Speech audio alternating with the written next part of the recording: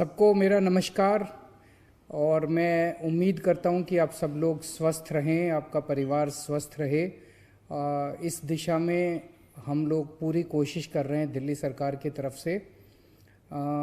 आज गरीब लोगों को खाना खिलाने के लिए मैंने कहा था कि आज से 4 लाख लोगों को खाना खिलाने के लिए हमारी कैपेसिटी तैयार हो गई है।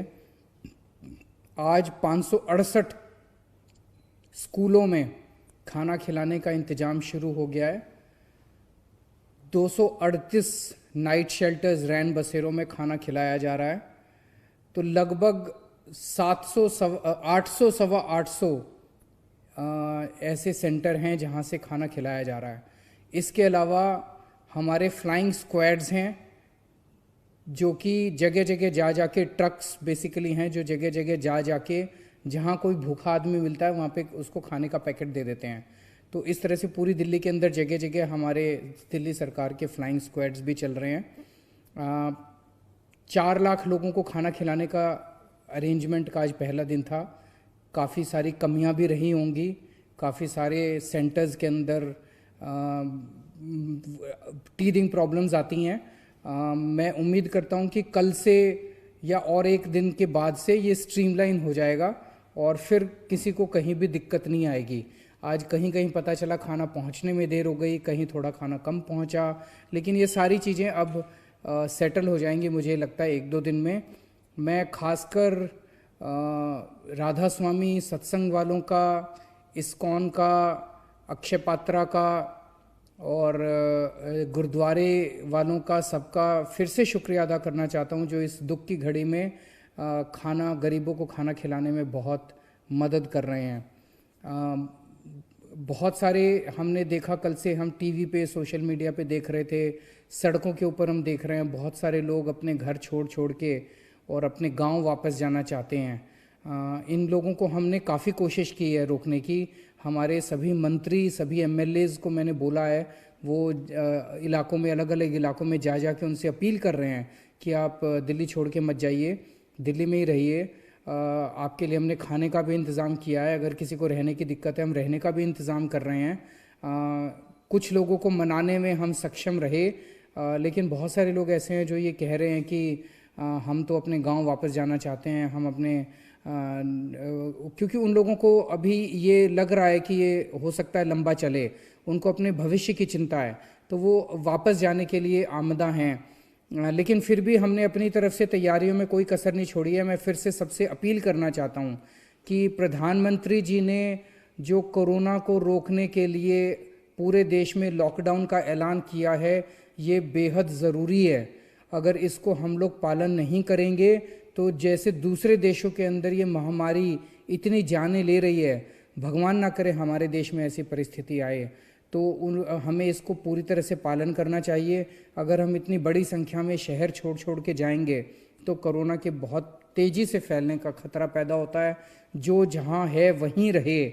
आपको जो भी दिक्कतें आ रही हैं, मैं आपको आश्वासन देता हूँ कि आपको किसी तरह की दिक्कत नहीं आने देंगे। खाने का इंतज़ाम किया है, आपका रहने का इंतज़ाम किया है। बॉर्डर के एरियाज़ के ऊपर भी जहाँ पे लोग इकट्ठे हैं, वहाँ पे हमने कई स्कूलों के अंदर नाइट शेल्टर का अरेंजमेंट कर दिया है। वहाँ पे हम लोग, कल मनीष सिसोदिया जी खुद गए थे और उन्होंने जाके वहाँ पे लोगों से रिक्वेस्ट किया कि आप अब हमारे नाइट शेल्टर में चलिए, वहाँ पे रुकिए। तो नाइट शेल्टर का भी इंतज़ाम किया है और खाने पीने का भी इंतज़ाम किया है। इंतज़ाम में किसी प्रकार की कमी नहीं है।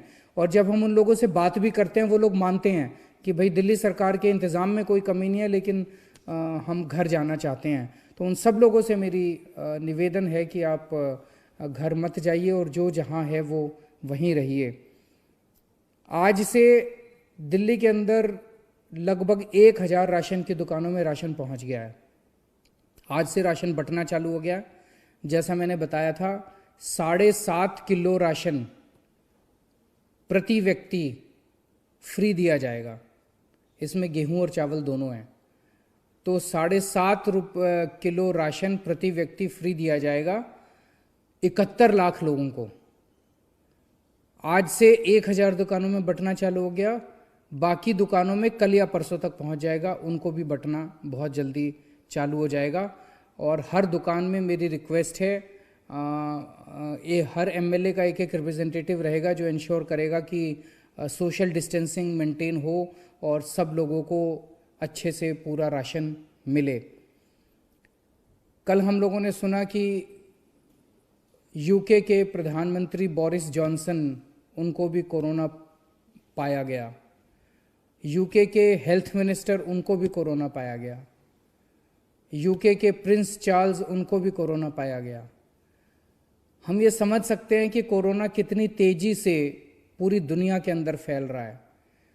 चारों तरफ दुनिया के जो सबसे बड़े देश, जिनको हम मानते थे सबसे विकसित देश हैं, अमेरिका है, इंग्लैंड है, स्पेन है, इटली है, फ्रांस है, जर्मनी है, जिन देशों को हम मानते थे कि बहुत ज़्यादा डेवलप्ड कंट्रीज़ हैं, आज उन देशों के अंदर इतनी भयावह स्थिति पैदा हो गई है कि उसके बारे में सोच के भी डर लगता है। आज सुबह एक देश के नाम मैं नहीं लूँगा, एक देश के डॉक्टर का मैं सोशल मीडिया पे देख रहा था, जो ये कह रहे थे कि इतने ज़्यादा लोग, और वो विकसित देश का बता रहे थे, बहुत बड़ा जो डेवलप्ड कंट्री है उसके डॉक्टर बोल रहे थे कि इतने ज़्यादा उनके यहाँ लोग बीमार हो गए हैं, अस्पतालों के अंदर वेंटिलेटर इतने कम हो गए हैं, अस्पतालों के अंदर बेड इतने कम हो गए हैं कि अब उन्होंने अपने बुजुर्गों के वेंटिलेटर हटाने चालू कर दिए हैं ताकि जवान लोगों को ज़िंदा बचाया जा सके, और बुज़ुर्गों को इंजेक्शन देके बेहोश कर दिया है ताकि वो उनका इलाज नहीं करा पा रहे अब वो लोग। तो इतने ज़्यादा लोग बीमार हो गए हैं। तो दूसरे देशों से सीख के हम लोगों को इस लॉकडाउन को सक्सेसफुल बनाना है।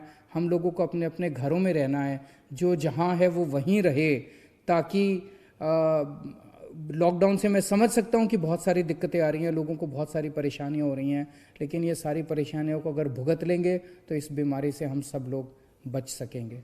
बहुत बहुत शुक्रिया।